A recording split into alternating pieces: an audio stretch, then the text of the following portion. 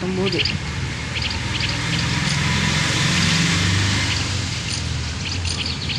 Okay.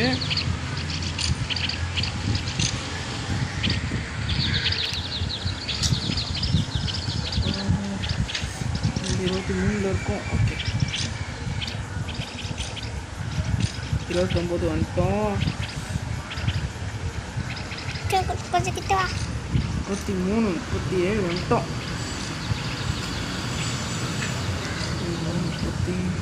38 ரெண்டு பக்கமும் நீ வச்சுக்கிற டை.